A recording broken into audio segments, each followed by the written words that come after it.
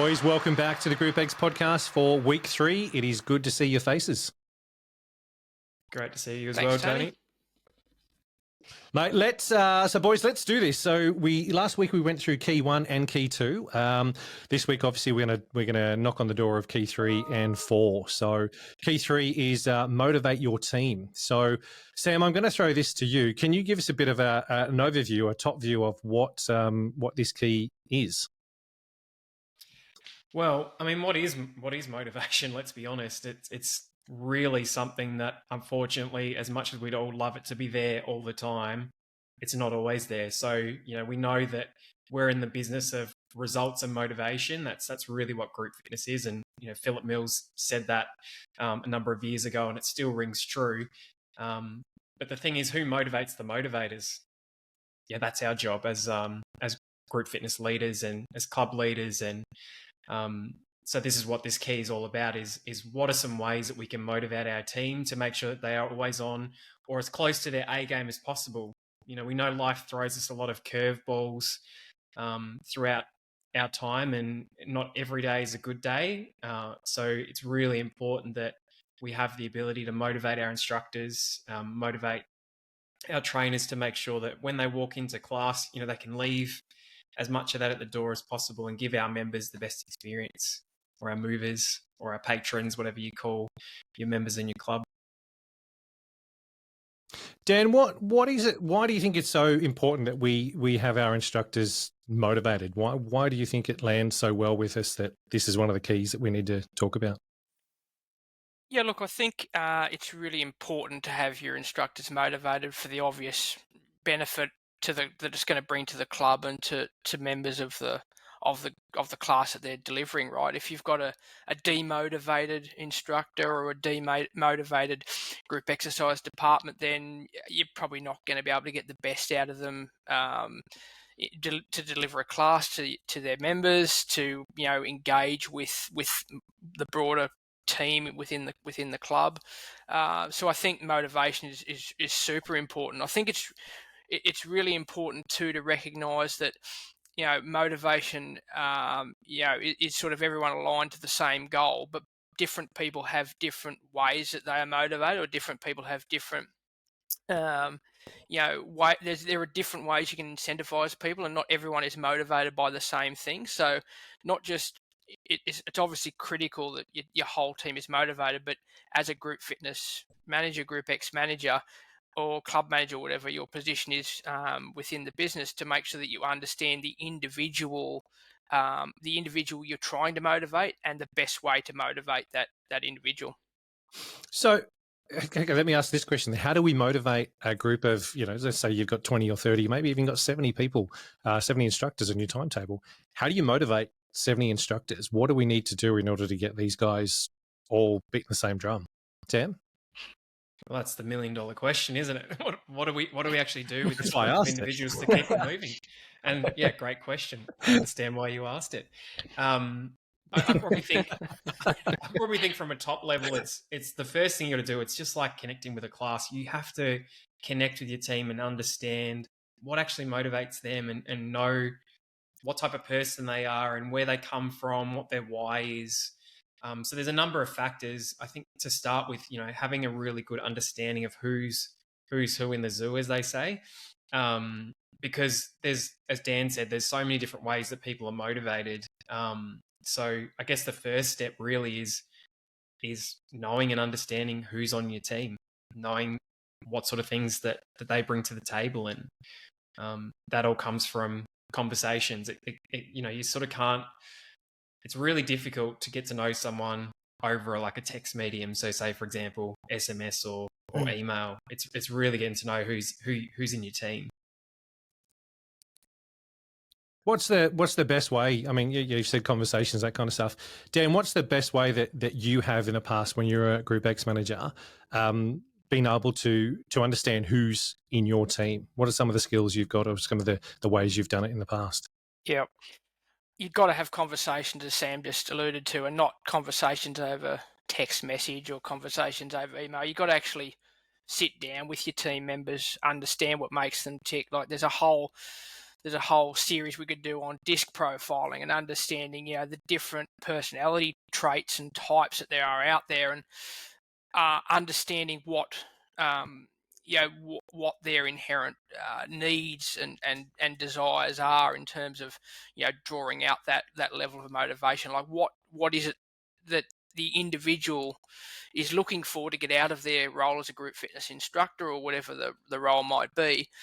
What are they trying to achieve out of their role there, and how can we motivate them to achieve that, but also aligning with the club goals too? So I think, for me, sitting down, having conversations with each individual instructor, and then setting some clear goals, like, as a team or as a department, what is our goal? Is it to engage more members to group fitness? Is it to see a high occupancy in the room? Whatever it might be.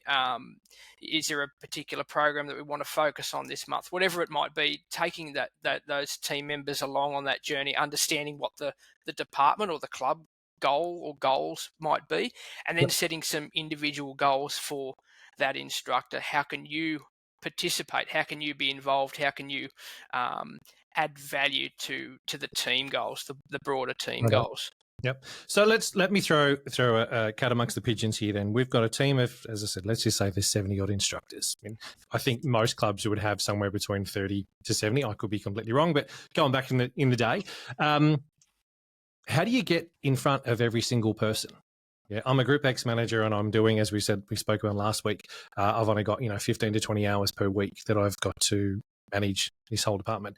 How do I find time, or how do I actually get in front of every single instructor that I have to make sure I'm having quality, decent conversation, knowing that you try and organise a team meeting, everyone be here on a certain day, a certain time. Because the way the demographic is these days, instructors aren't full-time anymore and they're working. It's all a part-time thing. What's the best advice you can give us? And Sam, I'll throw this one to you. What's the best advice you can give us to try and get that message across to everyone? Or how should I go about trying to have a chat to everyone on my team?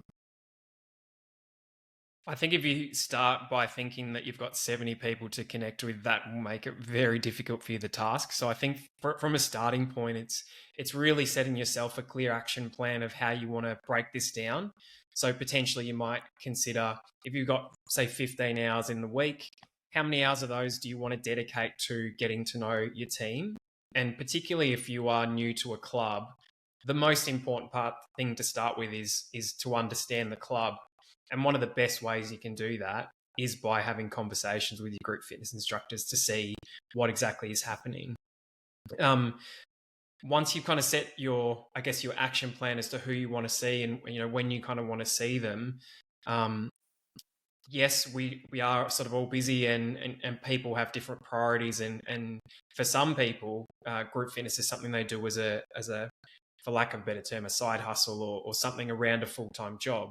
However, there is an opportunity there where they are teaching a class and they're in the club to actually see them in action, participate in their class. And then I guess you can see exactly what they're about. Most people, generally for most people, you will see exactly what type of person they are when they teach their class or when they interact with members. So you'd actually get a first-hand account of what they're about, and then have a small conversation with them after the class. That's as simple as it needs to be. So sort of to recap, break down your team. Who do you want to connect with? When do you want to connect with them? Yep. Secondly, find those opportunities, whether it's, hey, let's go and have a coffee. Before your next class, let's have a bit of a chat. Or I'd love to come participate in your next workout. Can we have a quick chat after the class? I think when we talk about communication, that element is also really important too, particularly as a new leader, to actually communicate that you're going to be coming in to have a conversation with them, and it's just to get to know them. Yeah. Because you can imagine brand new GFM or group fitness manager or club manager they've never been exposed to before, turns up to the class. To be honest, I'd certainly be trying to put on a show to make sure that I was doing the right things, and maybe there'd be some apprehension there that, what's the purpose of this? So, I think when we're talking about communication, sometimes pre-communication is also important. Would you add anything to that, Dan? Yeah, well, I think you've hit the nail on the head. I think we come back to that elephant we had in the second episode, right? How do you eat an elephant one bite at a time? So breaking it down into little bite-sized pieces. Don't look at, geez, I've got to get around to 70 people, but set some realistic goals to get round and have those conversations with your instructors, get to know them, introduce yourself, so they get to know you as well. It's really important. It's not just a one-way thing. It's two-directional. The other thing I would touch on too, in terms of organising staff training and staff meetings, and that we used to have in a position I was in previously, we used to try to have 3 to 6 monthly catch-ups as a team. And you're 100% right. There's always someone that's got to start work early or got to finish work late, can't quite make it, or you can't get. It's very, very difficult nowadays to get every single person into the room to sit down and have a conversation for an hour. But what I started to do was film the meetings. So people that weren't able to attend live, Yep. I'd flick them the recording and say, hey, this is the conversation. This is the sort of thought processes that everyone had. Let me know what your feedback is. Give me some ideas, if it was planning a launch event or whatever it might have been, the topic of conversation was making sure everyone felt like they had a say in it, Yeah. even if they couldn't get to the meeting live. They Yep. had an opportunity to review what was talked about and have input as well. Matching the best gyms and studios with the best group exercise instructors. If you want to get your classes covered or want to teach more and earn more, simply let the Cover Me app do the work.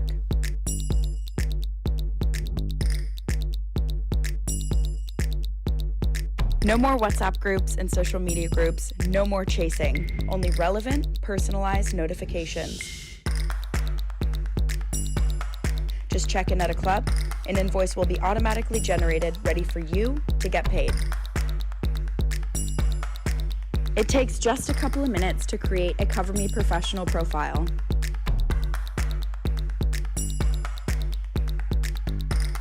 So, raise your profile and raise your game. Cover Me. Let's make it happen.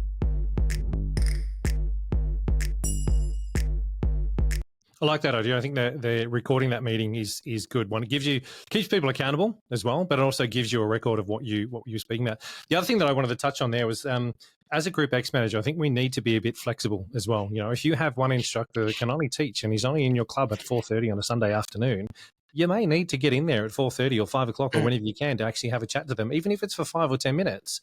Yeah, okay, it might be outside of your hours you've got to do, but if your team is there and they need you and you need to be on firing on all cylinders and make sure that everything's okay, I think that's an additional thing to, just to be that little bit more proactive around what you're doing to make sure you get across to everyone in the team. It's also going to give that instructor who only teaches that weekend class at 4:30, or as an example, this is an example, but whenever it may be, gives them some love that they may not be getting from any other Group X manager that's out there.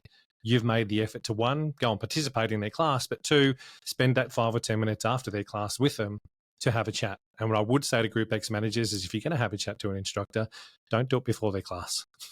Do it after. Yep. Yeah, as Sam, you sort of mentioned to earlier on, that if a Group X manager rocked up and you weren't sure why they were coming and all of a sudden they're in your class, you do the whole, oh, okay, right, what? Yeah, cool. Yeah, okay, you've just completely put me off. Let them know, as Sam said, but also have that conversation after class so that they're prepared for their class, rock in, teach their class, and then their mind is completely free for that meeting afterwards as well. Yeah, so, I think what I'd say just to build on that as well is yeah. that with your time as a group fitness manager. So I've kind of been on both sides of the fence, right? So I've been a group fitness manager and I've also been a club manager. And I really, as a club manager, I was always really strong on allowing the group fitness manager to have a little bit of autonomy in terms of not, sort of doing anything you want at any time of the day, but just being flexible to give you the opportunity to actually spend some of your hours outside that block. So I think it's a really great conversation to have with if you're a group fitness manager or even a club manager, just discussing with your manager where those opportunities are to see someone potentially outside your hours, and how you can be a bit flexible with the times that you work so that you can, because I mean, never underestimate the value that one interaction with that one team member on the weekend could have. You know, think of that as a motivational point. My manager was kind enough to give up, 40 minutes, an hour of their time on their Sunday. We use the Sunday as an example, to come into my class and spend some time with me. Now, that in itself is motivating, right? That just shows that respect and care. And people won't care what you know until they know how much you care. So that's a really important thing to remember as well. Yeah. So true. So how do we motivate our team? Dan, you touched on a few of them before. First one you mentioned too was like setting goals. When we're talking about setting goals, are we talking about like we were in the last episode about targets and that kind of stuff, or give us some information around when you say setting goals, what you're actually referring to? So it can be, talking about okay, what are we trying to achieve as a team, and then breaking it down into individual team goals. So, okay, perhaps we're working towards, we want 5,000 group fitness attendances for the next month. Okay, that's a big, hairy goal. We had 4,500. We want to grow that by 500 for next month. How are we going to do that? Sitting down, having conversations with your instructors and understanding this is what we're trying to achieve. This is the goal that we're trying to get to. It basically means, if you said we want to grow by 500 attendances for the month, that's a big number. Like that's a big number. But then sitting down, breaking it down, okay, we've got 100 classes on the timetable a week. There's roughly, for the sake of the argument, 4 weeks in the month, 400 extra classes. What does that work out to be? There's 1.2 visits per week, 1.2 visits per class extra or attendances per class extra. So you break it down like that, and then you can say, okay, so you've got, you're teaching this, and this class. Can we get one more person into, and how can we support you to get that one extra person? And then obviously, after the goal setting side of things, it's really important. There's some non-financial and financial incentives to motivate your team. So once the goals are set and the goals are hopefully achieved by the team, it's important to follow up with well done. Some kudos to the team members that were involved and played their part. And I think something that's really important, that if you're sending out, whether it's an email or a Teams message or a Facebook message or whatever it might be to commend your team and congratulate them, don't then wrap that really positive message up with a heap of email crap to admin stuff on top of that, right?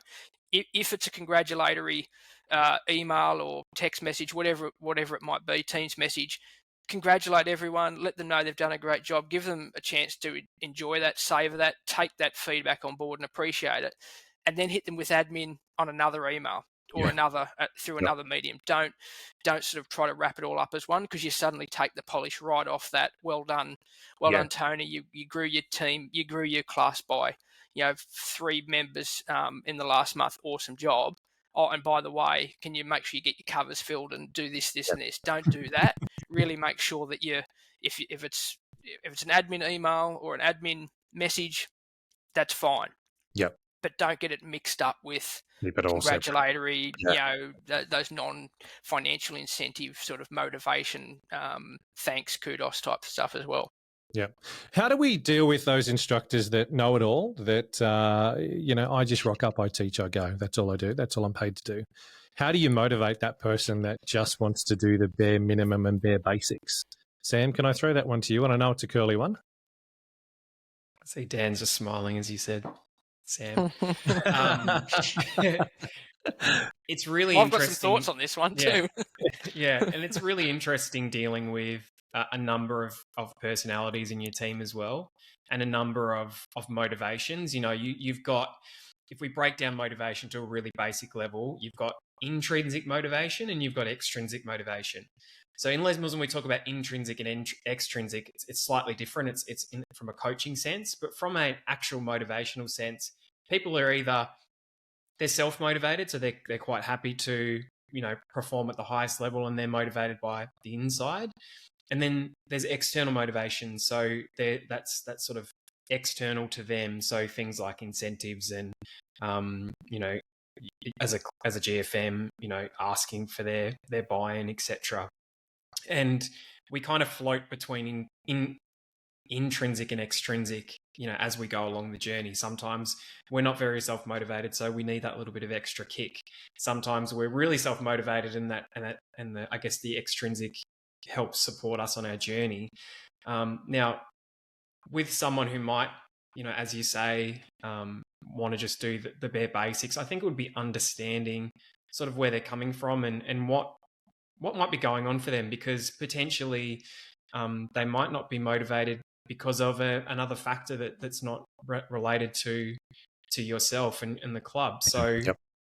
I think taking the time, we sort of spoke a bit about conversations, just taking the time to just have a chat with them and just an open conversation. How's things going for you? What's your focus in your classes at the moment? Because there may be something that you could potentially help them with if it's inside the gym, or provide them with some support if it's external. As I said before, we all have things that crop up in the background, and one thing we were always big supporters of in the clubs that I've worked with is providing instructors with support and staff with support. So things like mental health services and things like that, just so they've got someone external to you to talk to, because potentially it's something you might not be qualified to speak to them about. So I guess there's that Yep. element. If it's not related to that, then you might go along the route of finding different ways to get them fired back up, because like I said before, some of us need a bit of a kick. Some of us need something to focus on. I can think of times where I was not motivated and I needed someone just to come along and maybe take the blinders off for me and make me realize actually maybe I'm in a bit of a slump, and how do I get back on the horse and back into a place where I really am keen to perform. This is the GROUPEX Podcast. Yeah. I think that when we're talking about setting goals there as well, I think the goals can also be related to that person individually as well, not so much what's happening in the business. But I teach three different programs. This year I want to try and upskill myself, or I want to go and do an advanced training, or I want to take on a new program or something like that. I think having that goal set conversation with the instructors as well, and stuff you write down and keep for yourself, but you're obviously working with that person, can also be a motivator, because if they can see that you are interested in them as a person, not just you're instructor 7156 who teaches Tuesday night at 5:30. You're going to give something a little bit more back to them as well. And I think in a way that sort of leads on to where we're talking about incentives before, you're sort of incentivizing them to help them do something and further their career in what they're doing as well. But if we can, I want to chat on the incentives, the non-financial and financial incentives. Dan, and I'll throw this over to you if we can. Can you give us some examples of incentives, both non-financial and financial, and what, as a Group X manager, we should be looking to pass on to our teams? Yep, absolutely. So we already touched on one of those non-financial incentives, which is just some give some compliments, some praise, some well done, pat on the back sort of team message or something along those lines. That it costs nothing. It takes a couple of minutes of your day to write a good news message and let your team know they've done a great job, or such and such. And it doesn't have to be work related. You're 100% right. The goal focus is often around numbers and things like that, but there might be a totally separate individual goal that someone's working. They might be training to run a marathon, or they might be training to hike Mount Kilimanjaro. I don't know. They could be doing any of these things, which is, again, you're not going to know about if you're not having the conversation, to Sam's point originally. But then but following up with those guys, such and such did just ran their first marathon or their 10th marathon or whatever it might be. It might not be a physical thing. It might be something totally unrelated. Such and such went and, volunteered to do some charity work. There's so many things, so much good people are doing all the time that, it's quite easy to provide that little bit of, credit where credit's due, or pat on the back for a job well done, whether it's related to their work output or whether it's related to their personal, goal that they've set for themselves. So I think there's a couple of examples of really simple non-financial incentives that you can look at. Yep. That are are very quick, very easy, but do require you to have a pretty good knowledge of your team and what they're actually doing, and be having those regular conversations, where they're headed. And So then when, sorry, if I go ahead. just want to interrupt, so as an example, I'm Group X manager, you're one of my instructors teaching. If I came into your class to let your members know, or your participants know, that you've achieved something, and celebrate that, is that will we class that as an incentive or something that I could actually, I'm praising you in front of those people? Does that work? Do you think that would be something that as an instructor you'd be happy with? You'd be going, oh, well, yeah, okay, thanks. My manager's just come in front of all these people that are here to say, you know what, well done. Does that work these days, or is that am I just talking from the dinosaur days, thing of the past? No, I think I personally wouldn't like it. And again, this is where it's important to know what makes your individual instructor tick. I wouldn't like to be put up on a pedestal or have that sort of good, bad, or indifferent pointed out in front of a big group, because that's just not me personally. A quick message, say, hey, well done, or whatever. That's all I would need. It doesn't need to be a big thing in lights, but absolutely, I think that's an awesome way. Go in and congratulate people. Let if it's the right person you're doing it for, absolutely jumping in just before the class and giving them a pat on the back for whatever their insert achievement here.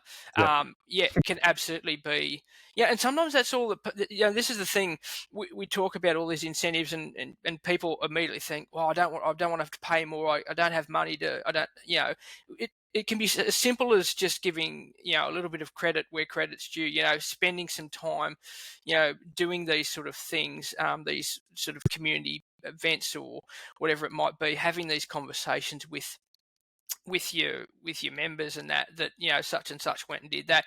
That could be all the recognition or all the acknowledgement that instructors need. Now, there'd be obviously another group of instructors saying, well, yeah, that's lovely, but, pay me more for doing a good job. And that's where we start to get into the financial incentive. It is important. It's an important conversation. It's part of, the previous key play around, paying your instructors based on performance. So it comes back to, righto, again, let's set some goals. And then we talk about what the financial incentive might be for achieving those goals. Now, is that paying someone for a higher rate for their classes if they achieve goal X, or is it sending them to an advanced training or a workshop, or there's so many different incentives financially that you can provide that will provide, and I think looking at how do we provide a great financial incentive to the instructor, but ideally just get the club to get something out of that financial incentive too. So it might be Sam wants to go and do his Les Mills dance training. I can see Sam teaching a bit of Les Mills dance. He wants to go and do his Les Mills dance training. He's doing an awesome job. There he goes. Look at him. He's got all the moves. He wants to get, he's doing a great job teaching his RPM and sprint classes and pump and whatever else he's teaching. Okay, we want to send you to that initial training, and we want to pay for it, or we want to cover the cost, share the cost, whatever it might be. There's an example of a financial incentive. The instructor's paying less for the training, or potentially nothing for their training. They feel supported, and the club is getting a little bit out of it too, because they're going to end up with a great Les Mills dance instructor at the end of it. So that's another example of and the same could apply to advanced training, or whatever it might be, or it could be as simple as coffee cards. Incentivize your team with little things. We're not talking hundreds or thousands of dollars worth of cost to a club's bottom line. We're talking, you can give some coffee cards out to your instructors for a job well done. It's costing you, what's that costing you? Next to nothing to go and get a couple of free coffees or a muffin or something.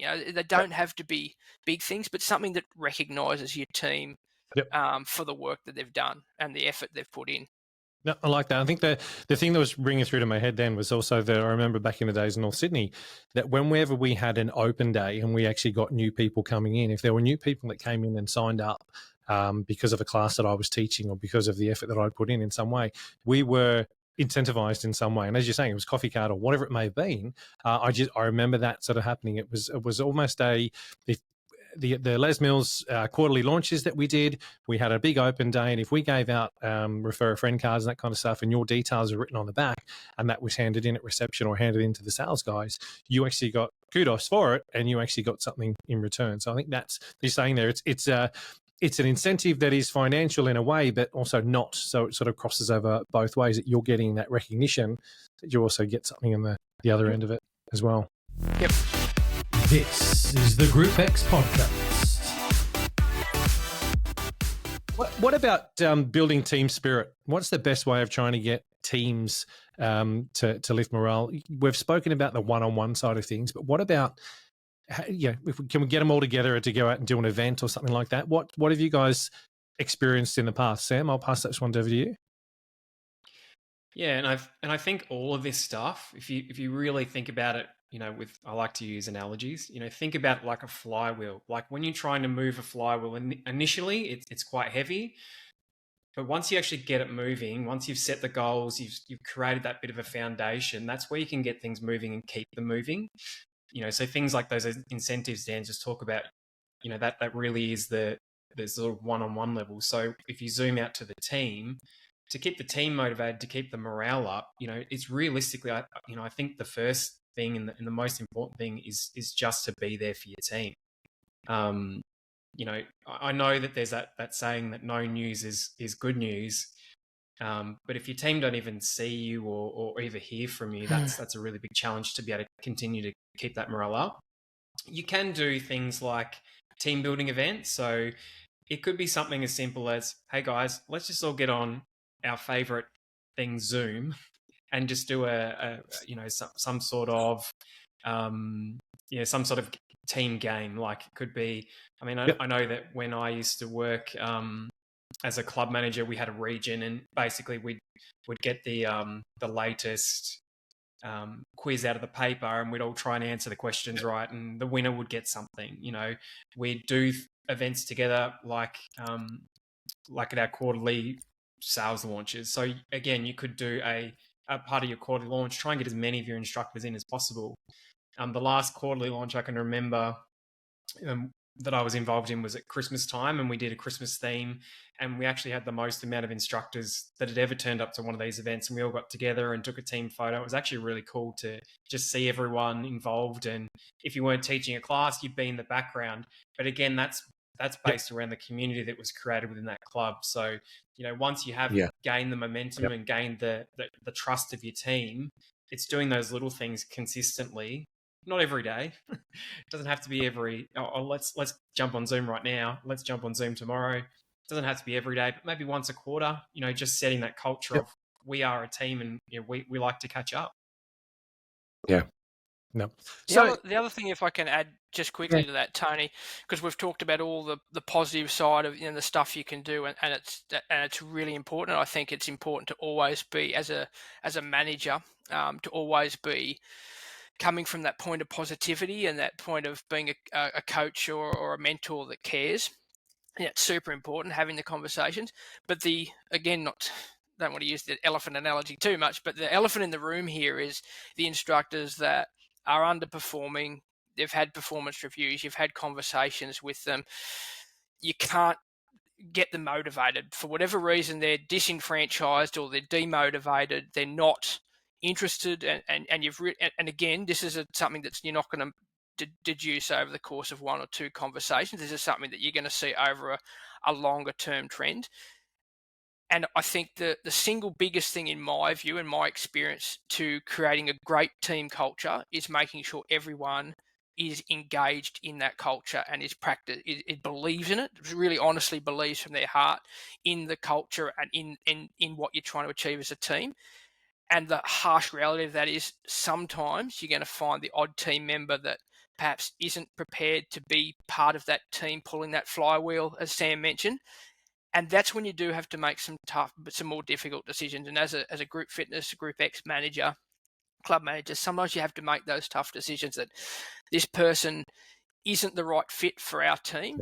Yep. And that leads to, to whatever it leads to. But I think that's probably the least glamorous part of management is having those really, really honest and tough conversations. But it's part of your job as a manager of leading teams, that you cannot get the best out of your team if you've got someone or a couple of people that are dragging on that team and not playing the part. So I think it's really important to acknowledge the great teamwork and the great team members that are part of your team, but also identify if there is any members that maybe aren't fitting that culture that you're trying to create, and perhaps having some tough conversations and making some tough decisions on the direction of those team members as well. And so I'd add on to that, don't be afraid. Don't be afraid to have those tough conversations, because at the end of the day, if you're getting paid on targets and you've got a KPI to achieve from being the GROUPEX manager, and you have people not towing the line, you're just hurting yourself. Get rid of them. And I know that's a harsh thing to say, but if you've got an instructor that's not doing what you need them to do, and he's not on level of what you want them to be achieving, you need to flick him. You need to be able to go ta-da. But obviously, don't just flick him. Go through the process of what you've got to do to make sure that you're not putting yourself into a bad situation at all. Make sure you do it correctly and do it through HR or whatever it may be that you've got to do to make sure you have the right people working for you. So you've got the right fit. Yeah, and making sure you're giving that instructor the absolute benefit of the doubt, the maximum opportunity to get to the point that you need them to be at, right? This is not me coming in as for a moment suggesting, right, that person's underperforming or they're not towing the line, get rid of them. That not at all. Give them the opportunity, and that's what we talk about, motivating your team. They might be demotivated for a variety of reasons that you can work with them on, but there is just, and it happens. I've seen it happen. I've been involved in it myself. There's just the odd time where no matter what you try, no matter the support mechanisms you put in place, you can't get to the point that you need to be with that team member, and you've got to be then prepared to make make decisions based on the best interests, and that's ultimately what it's about, right? The best interests of the business you're representing and the best interest of the team that you're leading. Yep. Totally. How do I motivate myself as a GROUPEX manager? Now, motivating the team, I'm doing a great job of getting my team motivated. What happens if I lose motivation? How am I getting my motivation? What should I be doing as a GROUPEX manager to make sure that my cup is full and overflowing? Sam? Well, again, that really comes down to the extrinsic versus intrinsic again, right? So if you're not intrinsically motivated, you're gonna need something extrinsic to help you out. And that's where I'd seek help from my club manager or my regional manager.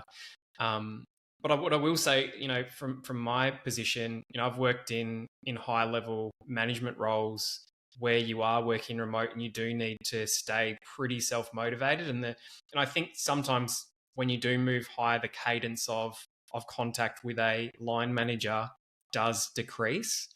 So I guess I can just provide some examples of ways that I've stayed motivated. Firstly, setting myself a goal as to what I want to achieve in my department.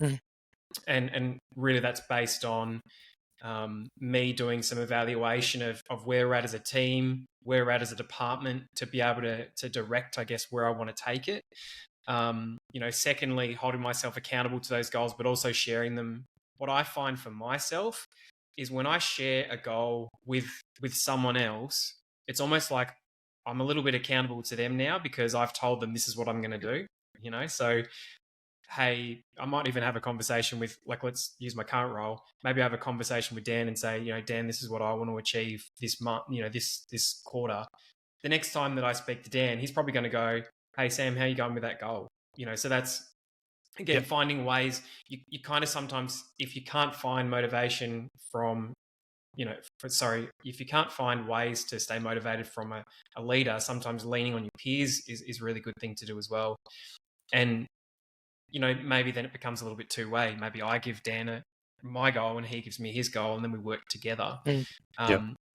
As I said at the start, motivation is sometimes there and it's sometimes not. It's really discipline that gets you through, and discipline is what's gotten me through in my career, in my life, just staying the course and trusting the process. It's a really cliche thing, but sometimes you just have to trust the process and know that it will be okay. You are going to have bad days. You are going to have days when you're not motivated, and it's okay, but just keep putting the work in. matching the best gyms and studios with the best group exercise instructors. If you want to get your classes covered or want to teach more and earn more, simply let the Cover Me app do the work.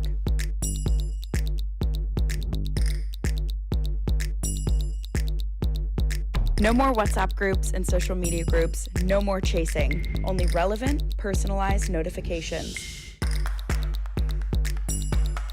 Just check in at a club, an invoice will be automatically generated, ready for you to get paid. It takes just a couple of minutes to create a Cover Me professional profile.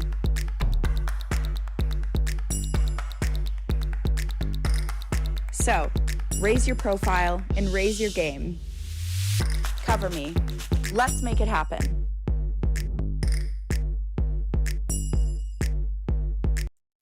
Yeah.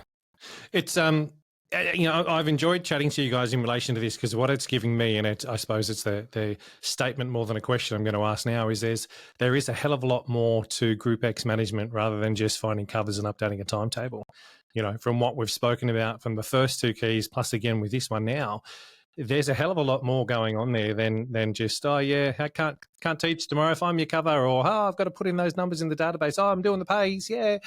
Yeah, there is a truckload more with that. So for me, it's I suppose it's that gang, those of you that are listening, open your eyes a little bit more to see really what the role is, because if we get GroupEX firing on all cylinders properly, and I've said that statement a couple of times this last week, I've heard myself say it, but if it's firing on all cylinders, your job becomes easy. Yeah, if everyone on your team is motivated, everyone on your team is doing what they've got to do, it makes your job a hell of a lot easier. So let's put that one to the side and remind people that, we aren't going into all detail. We're just going to be sort of doing top level here. But guys, if you want to know more, remember it's the online GFM that Les Mills have available that you can jump on to do. But the next key, so key number 4, is develop a great training program. Now, this has changed quite a fair bit to when I delivered the Group Fitness Management Seminar years ago. Dan, I'm going to start with you on this one. Can you give us an overview on what develop a great training program means? Are we talking about I've got to go out there as a GXM and design a new program called Tony's Fitness, or what are we talking about? No, you definitely don't need to do that, because Les Mills has got you covered.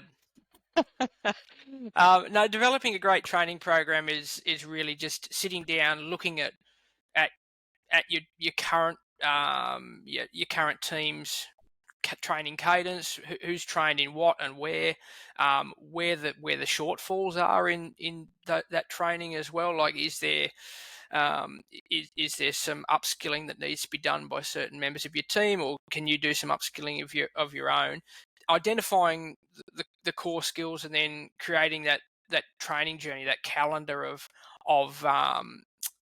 diarising how we're creating this training program. What are the pieces of essentially putting pieces of a puzzle together to get to a situation where you've got a really well-trained team, you've got an awesome, hopefully an awesome group fitness training program, a timetable, and making sure that you're identifying shortcomings in your instructor team in terms of their training, in terms of the training that you might need yourself to put together the best department and the best program that you possibly can. Yep. So in essence, I'll put it in Tony's words, we've almost got a roadmap on what we're doing within that area of educating and upskilling our trainers, our instructors that are on board. Now, Sam, I'll throw this at you because it's obviously having the trainer background that you've got with Les Mills here as well. Is there a right or wrong way for this to happen? Is there a right or wrong path, or is it just like, point them in the right direction and give them a bit of a pat on the back? I was going to say kick in the arse then, but no, let's give them a bit of a pat to go, guys. Yep, off you go. How do we implement it? And I suppose what's the first step? I'd like to say there's no right or wrong, but there definitely is a wrong way to go about this.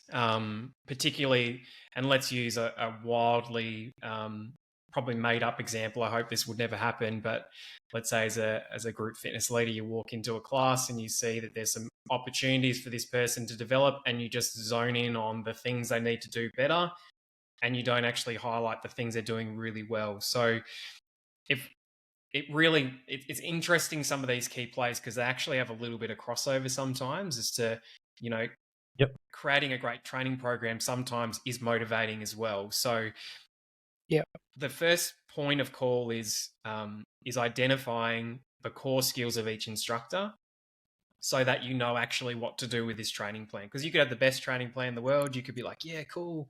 I'm going to focus on, performance this quarter. However, there might be a little bit of a gap in motivation, through coaching, for example.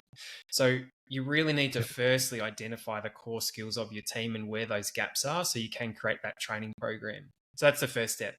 Find out what's actually going on in your club. Develop your program, and then the next step is to actually step back and go, okay, what experience do my instructors have?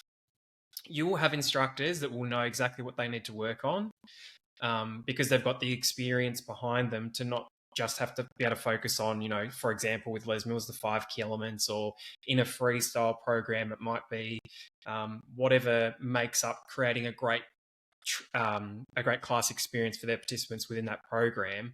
They might have the self-awareness to actually be able to self-direct, and you can have more of a coaching conversation. You're going to also have instructors that might be newer that will need a little bit of extra help. So it might be more of a direct feedback process. So you might use something like the sandwich method. You're doing this really well. Now it's time to focus on this, and that will help you achieve, X, Y, Z, and wrap it up like that. So identify their skills, move down to working out what type of instructor they are, and then you can roll out your action plan and have those great conversations. We have some great tools that we utilize, and this is in the online Group Fitness Manager course. We have an actual method that you can use to give people motivating feedback. So feedback is already quite daunting for some people, but if you deliver it in a motivational way and from a point of respect and care, you actually can get sometimes difficult feedback to deliver to land really well. So there's some different methods that you can utilize, but there's certainly some great examples of coaching books you can read or audio books you can listen to that will give you some methods and some ideas about coaching.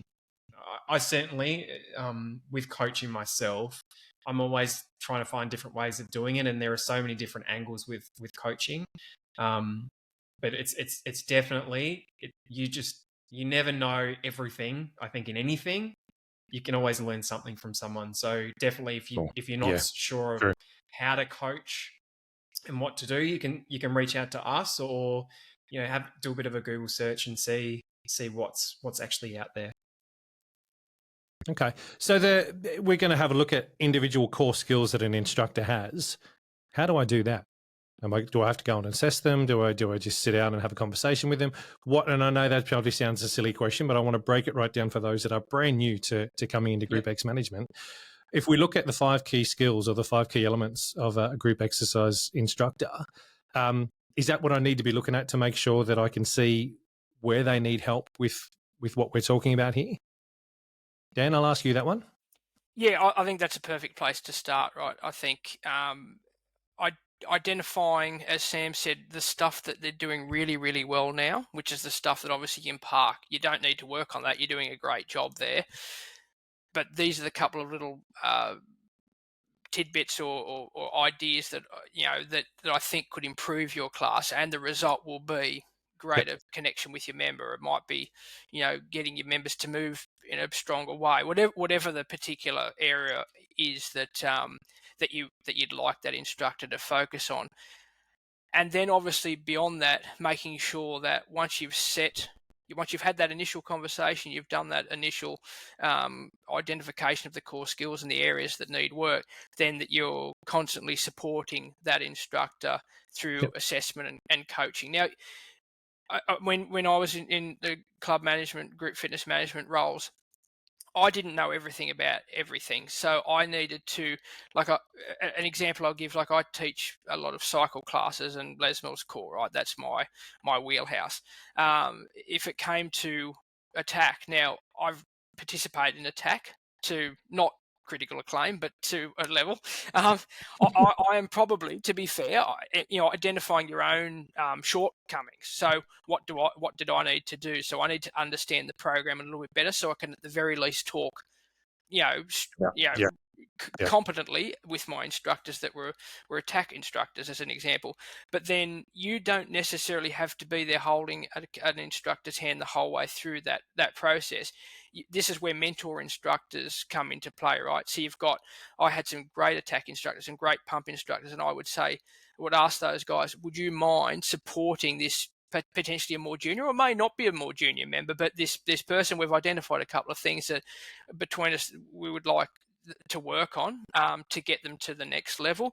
Would you mind supporting them? And that, whether that meant them going to that mentor instructor going to that person's class and giving them some feedback after class, maybe getting that instructor to jump up on stage and do some team teaching and stuff like that, just to get a feel for what's going on.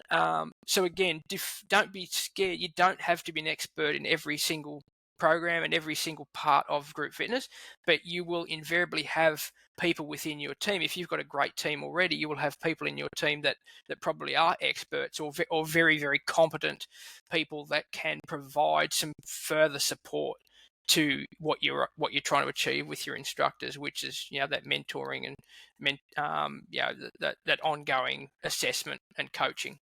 So I'll just get this clear in my head. I don't need to have done 500 hours of yoga training in order to go and assess someone doing yoga, is what I picked up from you then. Or I don't need to have trained in Les Mills dance because it's only a brand new program. I have no idea what it is yet. I haven't seen it. I can still go and assess someone that's teaching that class because I can still give them feedback on what I saw was safe and effective and things that I think they may be able to improve on, or as you're saying, get somebody else that is a trainer in that program or has been delivering that program for quite some time and feels confident to be able to pass on some feedback to be able to help me as a GROUPEX manager to do that kind of stuff. Did I get that right? Yeah, I completely agree. I mean, that's exactly right. You don't have to be an instructor in every single program across every single discipline to give feedback. I mean, as a group fitness or GROUPEX manager, you will know what a safe and effective class looks like. So you don't have to be an expert in every single program and product. However, you do have to have a good sound base knowledge of every program and every product, so you can deliver feedback based on this is what the expectation of this program should look like and should feel like.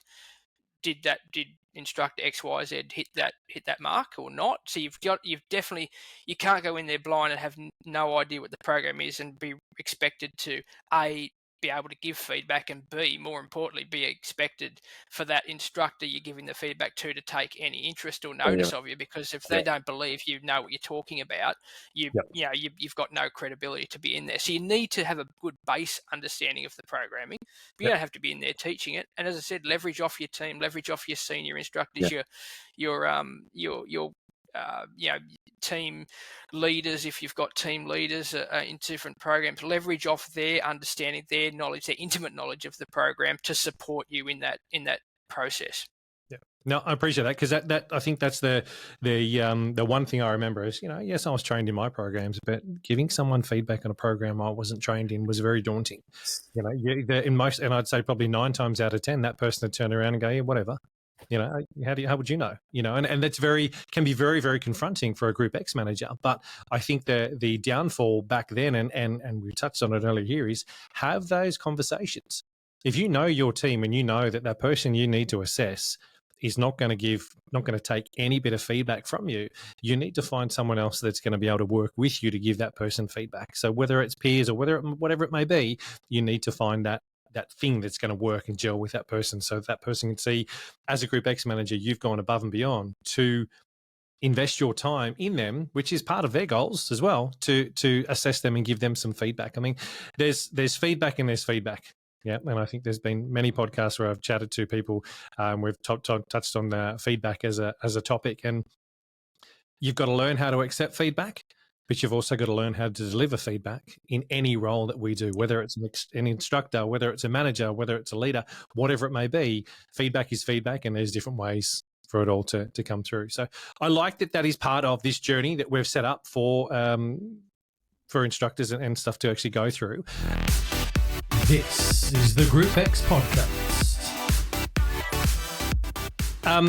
What's the I suppose, self-assessment, for an instructor, if they're looking to improve what they're doing, or they're looking at part of this training program, what's the best way for an instructor to do some self-assessment? Sam, I'll throw that onto you. So the first step to self-assessing is just putting this thing in the corner, turning it on and forgetting about it.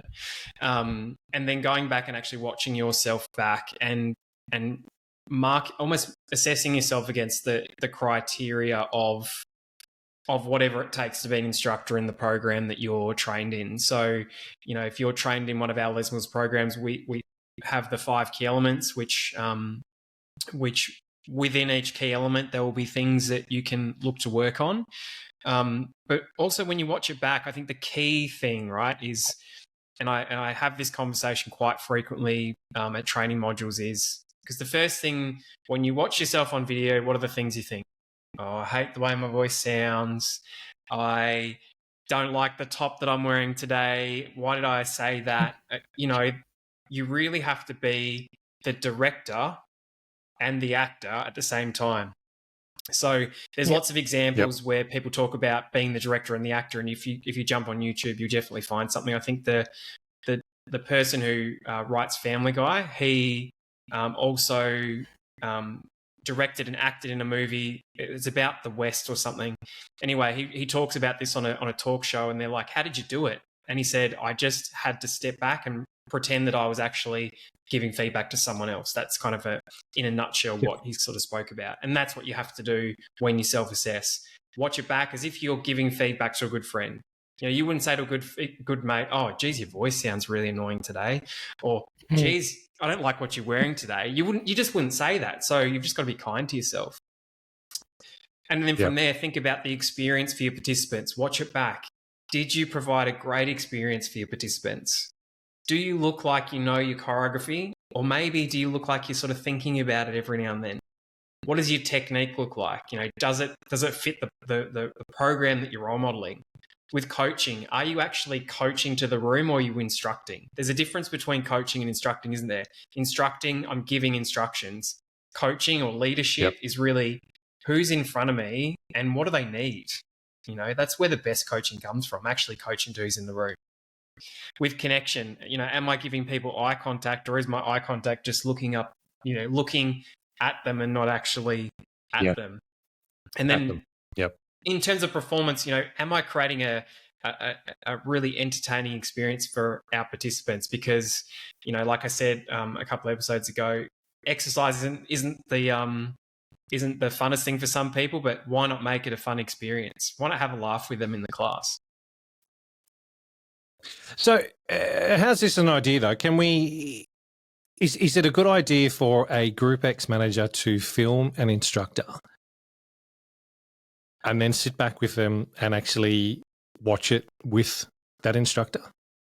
Now, if it's, I suppose what I'm getting at is that an additional way or a way that we can actually give that instructor feedback? We're sitting there instead of being in the classroom with them, and they're going to be nervous. And like we spoke about right from the beginning, if a GROUPEX manager just happened to rock up, you're like, holy crap, what I've just, you screw up what you nerves, you've got all that happening. If they got a camera, put it in the side of the room, filmed it, and then actually sat down with the GROUPEX manager to actually go through it. Now, my understanding and my assumption here would be that the instructor's probably going to be more harsh on themselves than the GROUPEX manager would be when it comes time to feedback, because that instructor, as you just alluded to, is going to be, oh God, look at that, I don't like that, whatever it may be. They're going to have a different perspective than what the actual GROUPEX manager is looking for. And I think it to me would open up the conversation to allow the GROUPEX manager to look what they're looking for, to make sure that things are ticking the box to say, yeah, this is all good, but also allow the instructor to see things as well from a different angle, rather than them being up on stage doing it all and trying to remember what it was. There's that video of me actually doing that. Oh, wow, you know what? Yeah, I can see that. Yeah, maybe if I tried something different, that might give a different result with what it is. Do you think that works, or is that still something that's out there that we should be probably passing on to managers to do if they can? Dan? No, definitely. Oh, sorry. Look, it definitely works. Sorry, Sam, you go. No. I was just going to say it definitely works, and I think you've just got to make sure that it's coming from the right place and they know about it. Sticking a camera in the corner and just going, oh, by the way, filmed your class today. That's probably not ideal. But Dan's got some thoughts on it too. Yeah, I'd be inclined to actually get the instructor to take the filming, right? So rather than a GFM, a GXM going and sticking a camera up in the corner of the room, even if you do tell them, I mean, you could do it. Again, depending on the instructor, are they going to take that positively or negatively, and identifying the right people you could do that with. But the people that perhaps don't feel comfortable with that, or feel like that's a bit, they're judgmental or anything like that, probably the way I would broach it is, why don't you go and, as an instructor, pop your camera up in the corner of the room, take some footage, take a snippet of the class, 10 or 15 minutes, and then we'll sit down afterwards together. It's on your phone, so I don't, I'm not disseminating anywhere. It's yours to look at and review and keep or discard at the end. But why don't we sit down at the end of the class, or when next time you've got 15 minutes to sit down, we'll have a look at it together and identify what you're doing really well and where you might want to improve. So again, you want to take your team along for the journey. You don't want to dictate. But in too many roles where you dictate, you must do this or you must do that. And that's part of management, part of leadership, but you need your team. If you've got a team that's working, keep going back to working towards a common goal, that they will want to do this stuff. They will agree that, yes, this is something we need to do, I need to do, because it's going to help me grow, but it's also going to help the team in its overall goals. So I think you want to empower your instructors to feel comfortable to stick a camera up and take some footage, and then sit down with you and perhaps that mentor, that mentor that you've been working with, and have a conversation. And again, it doesn't have to, it could be at a coffee shop, or it doesn't have to be sitting in a boardroom on a big screen looking at it and like play by play like the Super Bowl. It doesn't need to be like that. It can very much be, just a bit of a casual back and forth. What worked well, what didn't, that cue landed, you look great here, whatever whatever feedback you feel is relevant to then to elicit that motivation that we talked about, to motivate to yes, that's an area I'd like to work on. And there's the motivation, right? There's the goal. I want to fix it. I'm not doing that well. I want to be better at that.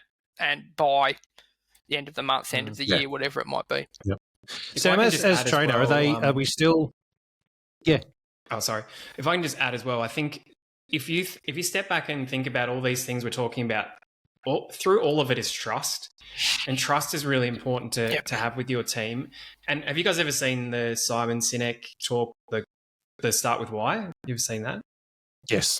Yeah. So if you just go, we're going to assess you because we need to be better, that's really not a motivating way to approach it. So really, with any of this stuff, it's important they understand the why.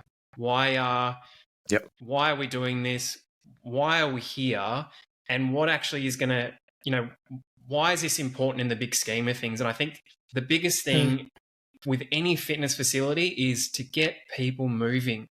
We are unfortunately in one of the top countries in the world for health issues. And we know, like the three of us know, and I'm sure everyone listening at home would agree, that just getting moving is one of the easiest ways you can make a start to bettering your health and fitness.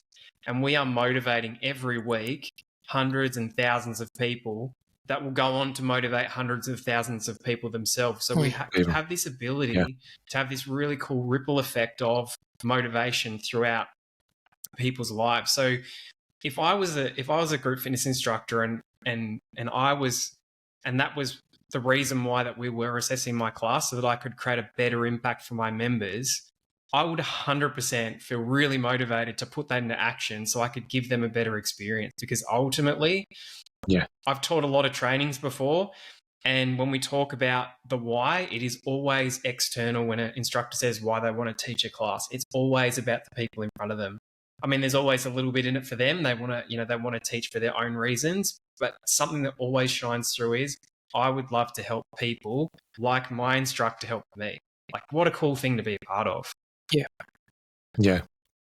What so we've gone through, we're assessing, we're giving feedback, we're looking at all that kind of stuff. What do we then suggest that an instructor does for the next step? And I know that there's advanced training stuff as well.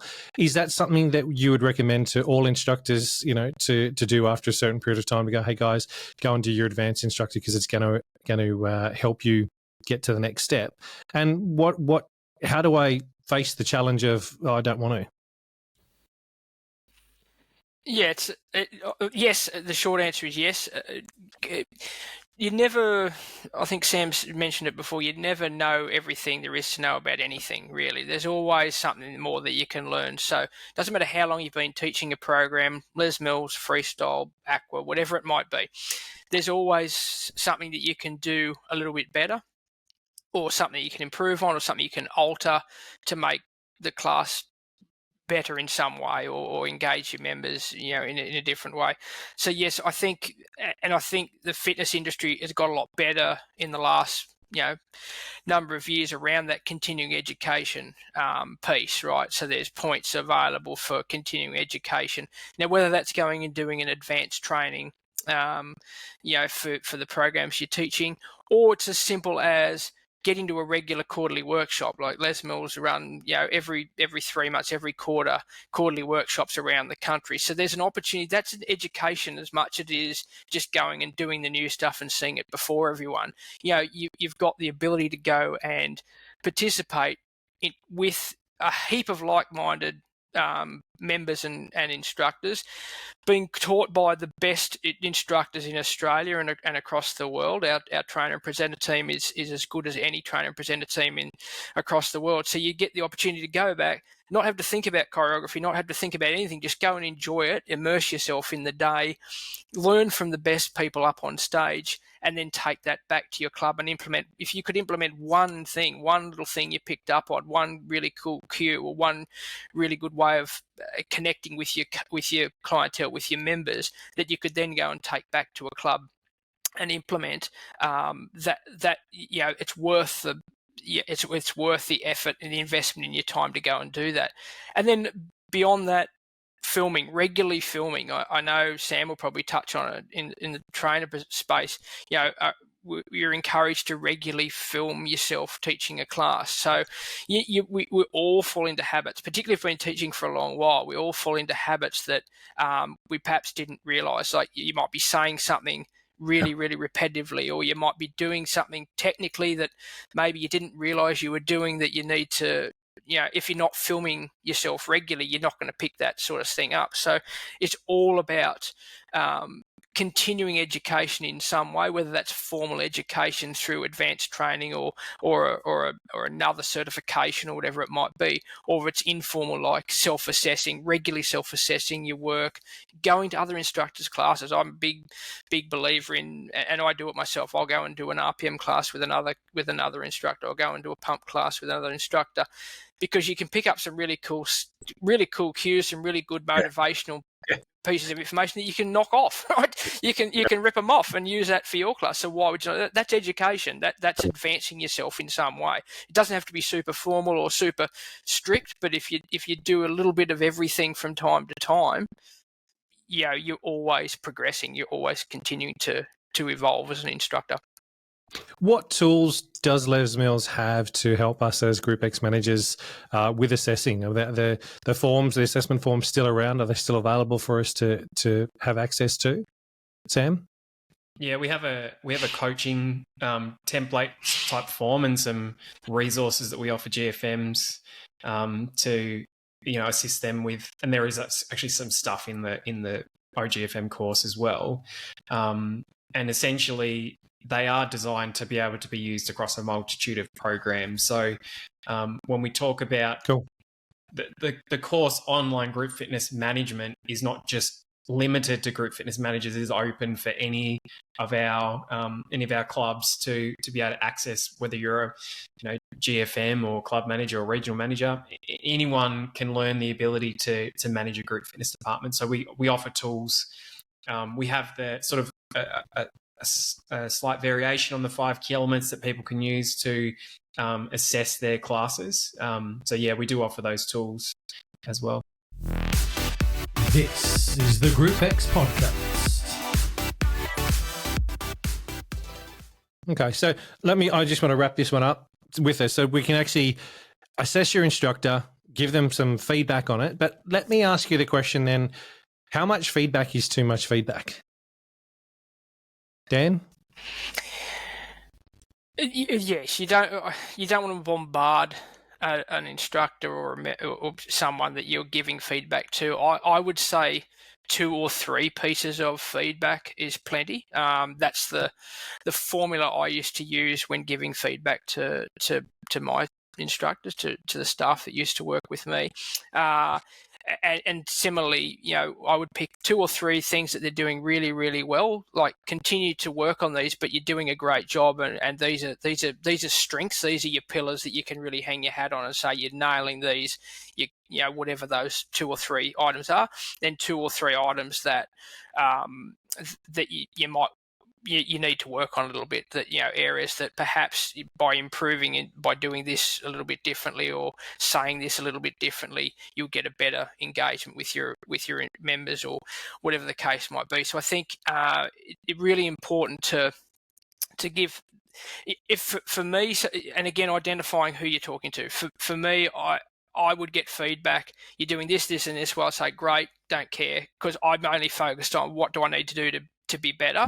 Yeah. But I think it's really important that you give everyone the opportunity to say, okay, I'm doing this really well, so you can put that out in my mind. Because sometimes people are doing things that are really, really great and they don't realise they're doing them. Like, they're just doing them as a matter of course. So sometimes it's great to point out you're doing these things really well, because perhaps in their mind they're not doing those things well. So they've got all these things going on. I want to fix up this.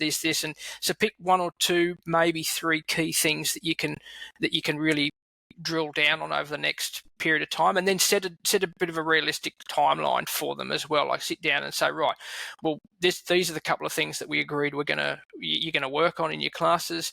Let's put a time frame on that. So rather than, because goal setting is all, it's great, it's wonderful, but if you don't have a timeline, like we talked about it last week with the SMART goals, they've got to be measurable and done in a timely manner. So setting some goals and then setting some time frames to achieve those goals. Yeah.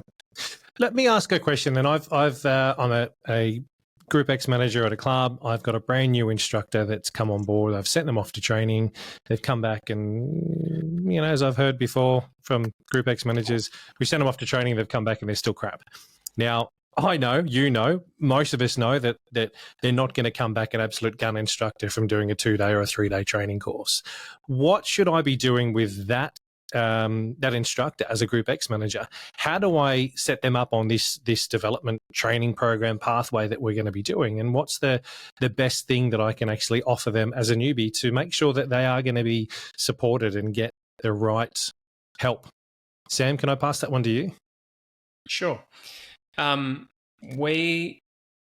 tend to recommend to give an instructor, like, once the instructor's done the training, they've become certified. You obviously want to have a really good action plan in place, because it doesn't matter whether they've passed with flying colours or maybe they needed some work. Everyone's going to need an action plan. It's not just the day of the training is done and then you're done. I can certainly remember training in some of my programs. So I've been on both sides of the coin, right? So I've certified in programs. I also had a time where I actually had to resubmit back in the day, a video to become certified. The trick is putting into place a strong action plan so that you can get where you want to be. There's no such thing as failure. There's opportunity. I like to use the word opportunity. I think language is important, particularly when you talk assessments. If there's something you need to work on, it's not you're crap at this. Here's an opportunity where you can develop your skills. And it's the same when people come out of that initial module training. What are the opportunities that we have now based on your current skills to be able to move you forward? So that's what I would recommend is to take the feedback that they've been given from their training provider. Or if they don't provide feedback, if it's just you pass the training or you don't, that's when you go into that assessment mindset of, cool, let's run me through a class, do a sample class with the staff, or if you think they're ready to be in front of members, do it in front of members, and then go through that assessment process so then you can give them something to work towards. Because if you don't know where the finish line is, you're just going to keep running, and you're going to run and you're going to run and you're going to run, and you're never going to know when it's going to end. And at some point you will lose motivation. So that's where guidance becomes important. Yeah. I like that. Sorry, go Dan. I was just going to layer onto that too. Even pre the course, pre them going to their initial training or whatever the training is that they're doing, I think being realistic enough and having that conversation with them at the start, like this is the process, explaining the process and how it looks and the expectation from the club side. But we're not expecting you, and you shouldn't expecting yourself to come back and be a brilliant instructor from day one, which is why we have a mentoring process in place. So basically, and that does two things. One, it sets instructors who might be a bit nervous or feel like there's a big expectation on them to come back and just blow the doors off the class. It resets that expectation to be a little bit more realistic, but also it sets the tone of how you're going to approach their training and their movement forward once they come back. So you do hear it from time to time, instructors come back, right, I'm certified in this, I'm the best instructor in the world, give me all the classes and go. So I think it frames that part of the conversation too. So set some realistic expectations that the club has as to where you will be at post-training, but also some realistic expectations as to where we're going to direct you moving forward. We don't expect you, and you're not going to be the best instructor in the club. If you come back and you are, well, that's just a happy coincidence. You were born into it, and you'll probably be on the trainer presenter team at some point. But realistically, most people, it takes time. So making sure you've had that conversation before they go away to their training, that there isn't this huge expectation on them coming back and be amazing right from day one, and also just bring those guys that maybe think they're going to come back and be amazing from day one, bring them back down into a sort of a little bit of a reality check too. I think there's also the opposite side of that is for the Group X managers as well, to have that realistic expectation that you've sent someone to training. They're not going to come back again. Yeah, you need to realize that. You need to be able to work with them while you're giving that instructor that bit of feedback and that guidance on what's going on as well. Knowing yourself that, unless that person's been teaching for a good period of time and it's just an additional program they're going to be picking up and they've already, been participating in it forever, whatever it may be, you've still got to make sure that you have the expectation of them coming back and going to need some assistance, going to need some help, because we all started somewhere. Every single one of us. We're not born into this, coming out of the womb, teaching on a bike, or coming out of the womb doing, tack or pump or whatever it may be. We've all had to learn, and we get experience as we go along. So a Group X manager saying to you guys now, nurture your team, but also instructors that are listening, nurture your colleagues, nurture your mates that are out there, your other instructors that are there with you at the same time. We're all on this journey together. So guys, those that are listening and those that are watching, please make sure you reach out to your Les Mills business relationship manager. If you're a brand new Group X manager to your club and you are running Les Mills programs, reach out to Les Mills head office. If you don't know who your business relationship manager is, get to know them.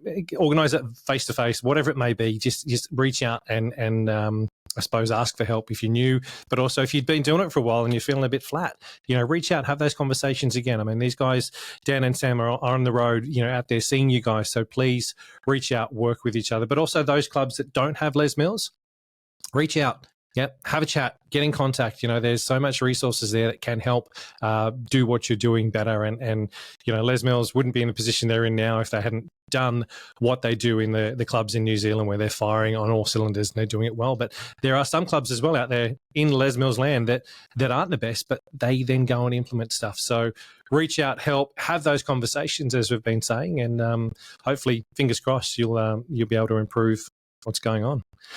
Boys, thank you so much for jumping on this one with us as well. We've got another couple of episodes coming up our sleeves. So for those that are engaged in what we're doing, please give us the thumbs up, like, comment, share, all of that kind of good stuff. The more people we can get talking about group exercise, the better. But boys, I'll see you two next week for a bit more action.